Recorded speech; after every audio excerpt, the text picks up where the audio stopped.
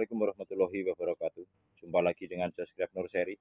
Pada video kali ini saya akan bahas rahasianya anggur ini bisa kita pangkas pembuahan di usianya 3 bulan setelah tanam.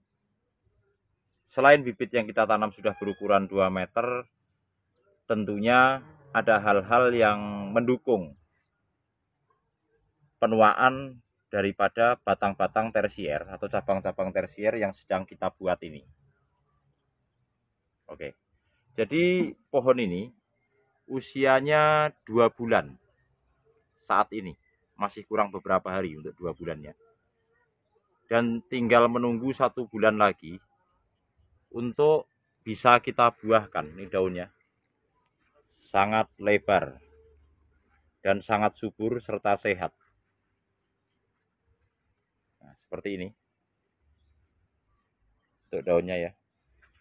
Jadi pohon-pohon yang kita buat ini kita akan buahkan di usia 3 bulan. Ini saya tanam di planter bag 50 liter kali ini. Varian Jupiter on road juga. Nih. Jadi rahasianya adalah cangkang telur ini. Jadi di media tanam ini saya telah campurkan cangkang telur. Untuk media tanamnya di pohon ini hanya tanah dan kompos rumput. Saya campuri cangkang telur di dalam media tanam ini. Nah ini kita akan tambahkan. Jadi cangkang telur seperti ini, kita remuk seperti ini. Ini ya. Kita taruh sebagai topping. Tetapi di media tanam ini sendiri sudah saya campurkan cangkang telur, remukan cangkang telur seperti ini. Nih. Jadi cangkang telur ini kalau kawan-kawan memilikinya jangan dibuang karena ini khasiatnya sangat baik untuk tanaman anggur, manfaatnya. Seperti ini.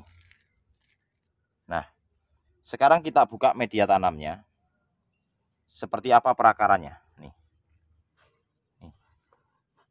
Di sini kita lihat. Nih. Perakaran sangat aktif tuh, lihat. Tuh. Jadi jangan salah memahami ya. Kadang anggur itu akarnya yang banyak tidak jaminan menumpang pertumbuhan daripada pohon ini. Meskipun di sini penuh akar, banyak beberapa pohon akarnya penuh tapi pertumbuhannya tidak baik. Karena apa?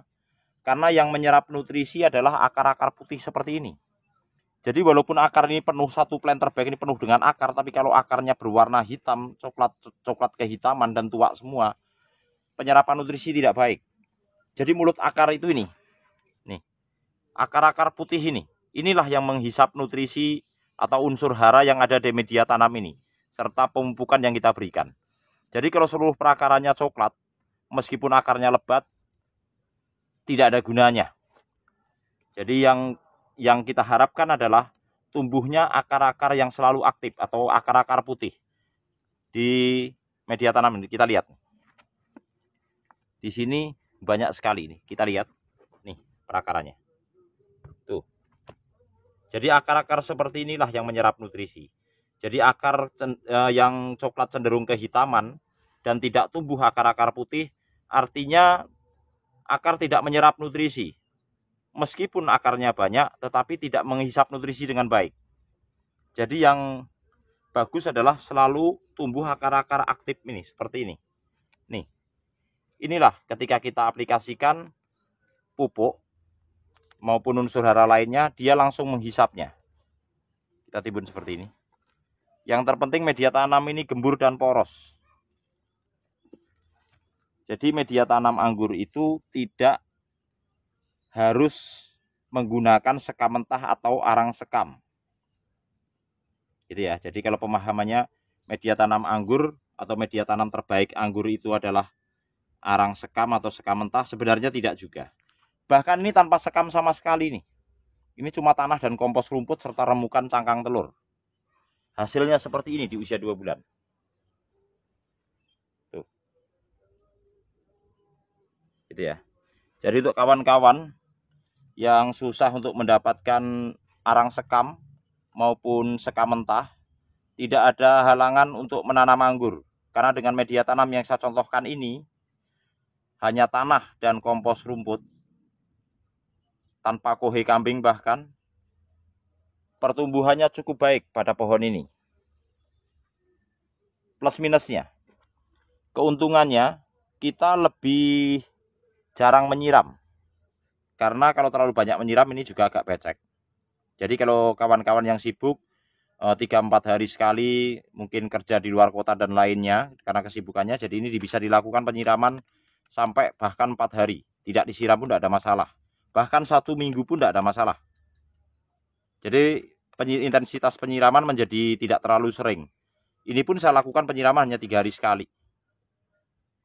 Yang terpenting adalah media tanam ini atau poros serta planter bag ini lubangnya tidak tertutup rapat sehingga air bisa keluar dari planter bag ini, tidak terjebak. Kekurangannya dari media tanam ini berat. Jadi ketika kita angkat cenderung berat karena apa? Ini 50% tanah, 50% 40 ulangi 50% tanah, 40% kompos rumput, 10% cangkang telur seperti ini. Nih. Yang akan kita bahas adalah manfaat cangkang telur bagi tanaman anggur. Yang pertama, ini mengandung unsur hara makro primer, N, P, dan K. Juga mengandung makro sekunder, magnesium dan kalsium. Dari seluruh kandungan unsur hara tersebut, di cangkang telur ini yang tertinggi adalah kalsiumnya. Itu hasil pengujian dari kawan saya yang dilakukan oleh kawan saya. Dari manfaat cangkang telur ini, kandungan kalsiumnya lebih tinggi daripada unsur hara yang terkandung yang lain di dalam cangkang telur ini seperti NPK maupun magnesiumnya. Yang tertinggi adalah kalsiumnya. Fungsinya kalsium pada pohon anggur ini adalah menguatkan pohon ini dari serangan hama dan penyakit. Itu yang pertama. Kemudian yang kedua, menguatkan batang dan cabang. Yang ketiga, mempercepat perubahan warna dari cabang-cabang tersier yang kita buat ini, sehingga lebih cepat berubah warna menjadi coklat atau menuakan cabang tersier. Dan batang-batang sekunder, cabang-cabang yang ada baik primer maupun sekundernya keras nih, tidak lembek. Jadi seringkali tanaman terlalu vigor, terlalu banyak unsur N, subur tetapi batangnya meskipun sudah 3 bulan cabang tersier tetap berwarna hijau. Sedangkan ini sudah hampir coklat. Nanti di usianya yang 3 bulan sudah berubah warna menjadi coklat atau terjadi penuaan dan pembelahan sel sehingga siap untuk kita lakukan pemangkasan pembuahan. Jadi manfaat cangkang telur bagi tanaman anggur, selain unsur hara yang saya sebutkan tadi, terdapat unsur hara lainnya termasuk membran telur ini. Terdapat beberapa unsur hara yang terkandung di dalam cangkang telur ini dan baik, bahkan sudah terbukti baik untuk tanaman anggur. Dan tanaman anggur yang baik adalah selalu tumbuh perakaran seperti ini. Nih, akar-akar putih ini selalu aktif, akar-akar serabut yang berwarna putih.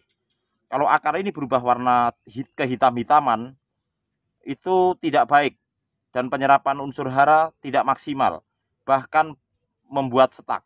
Jadi kalau pemahaman banyak akar pohon itu subur, betul jika akarnya berwarna seperti ini dan selalu tumbuh akar serabut putih seperti ini, mulut-mulut akar ini, maka tanaman akan subur.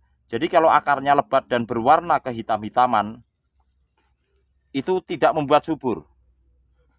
Makanya kita mengenal pemangkasan akar juga.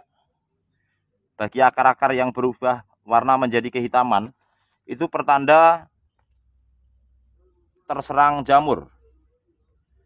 Kemungkinan juga terkena nematoda juga.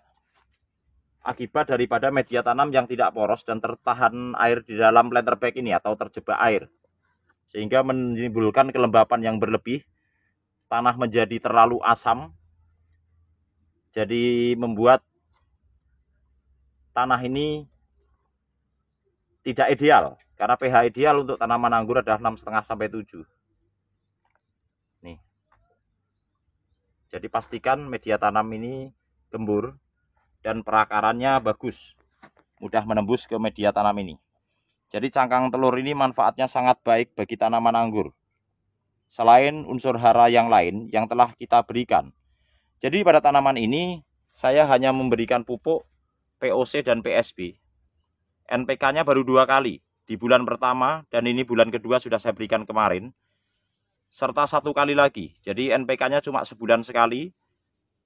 Untuk aplikasi berikutnya adalah ketika memasuki 3 bulan kurang seminggu, saya aplikasikan pupuk generatif untuk merangsang pembungaan dan pembuahan pada tanaman anggur ini. Hanya 1 kali. Jadi pengaplikasian pupuk generatif hanya 1 kali.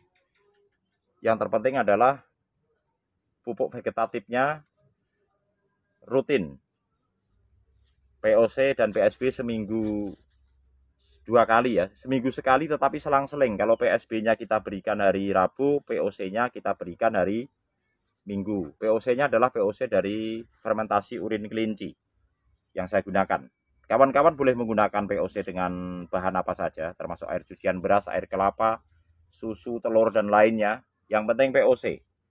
Karena manfaatnya sangat baik untuk tanaman ini dan melepaskan residu kimia yang ada di media tanam akibat pemupukan kimianya. Dan NPK-nya kita berikan 1 bulan sekali dengan takaran 1 sendok makan untuk 1 pohon ini. Dan hasilnya seperti ini. Tanaman ini siap dibuahkan di usianya nanti 3 bulan karena sudah terbentuk cabang-cabang tersier yang sudah mulai merata nih. Di atas harus kita axle break. Axle break adalah penghentian cabang-cabang baik tunas air maupun cabang tersier dengan panjang tertentu. Kalau ini sudah melampaui rambatan teratas, kita potong. Kemudian tunas air kita pelihara, begitu tumbuh lagi kita potong lagi di sini. Ini terlihat nih bekas pangkasannya ya. Ini tumbuh lagi, kita pangkas lagi, kita sisain 1 daun. Ini axle break. Jadi menghentikan laju pertumbuhan vegetatif ini supaya nutrisi berpindah ke cabang-cabang tersier yang tingginya belum sampai ke rambatan teratas ini. Di pohon ini terdapat 1, 2, 3, 4, 5, 6, 7 cabang tersier yang secara keseluruhan kita buat dari tunas bat. Dan ini sekaligus video update daripada menumbuhkan cabang tersier dari tunas bat serentak pada tabula pot.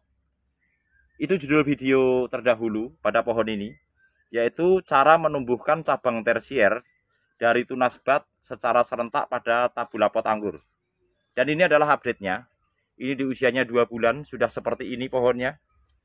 Dan cabang-cabang tersier ini, 7 tersier sudah terbentuk. Ini juga sudah hampir nyampe ke rambatan teratas, nanti untuk kita hentikan. Setelah kita hentikan atau kita axle break, kemudian kita berikan nutrisi terus pada tanaman ini, rutin, PSB dan POC, serta NPK Porska Plus, sampai menjelang nanti kita pemangkasan. 1 minggu sebelum pemangkasan pupuk baru berganti pupuk generatif. Hanya 1 kali pada pohon ini. Lalu kita seminggu kemudian melakukan pemangkasan pembuahan. Seperti itu ya. Jadi kawan-kawan yang memiliki cangkang telur, jangan dibuang karena cangkang telur ini manfaatnya cukup banyak bagi tanaman anggur. Dan ini keong tidak suka dengan cangkang telur ini. Jadi siput-siput tidak tinggal di media tanam ini begitu kita kasih cangkang telur seperti ini. Yang pasti manfaatnya sangat banyak karena unsur hara yang terkandung di dalamnya cukup banyak dan terbukti cukup bagus untuk tanaman anggur. Itu pengalaman di saya. Sekaligus bisa kita gunakan untuk penghematan pupuk. Jadi kita di kebun ini, di kebun saya terutama, Josh Grab 1, 2, 3 lokasi, kita melakukan pemupukan yang sangat hemat karena kita menggunakan POC dan PSB. NPK-nya hanya sebulan sekali. Jadi tidak terlalu boros, bahkan pupuk generatif saja kita berikan hanya 1 kali seminggu sebelum pemangkasan kita lakukan. Oke, sekian dulu, semoga video ini bermanfaat dan menginspirasi kawan-kawan semua. Terima kasih. Wassalamualaikum warahmatullahi wabarakatuh.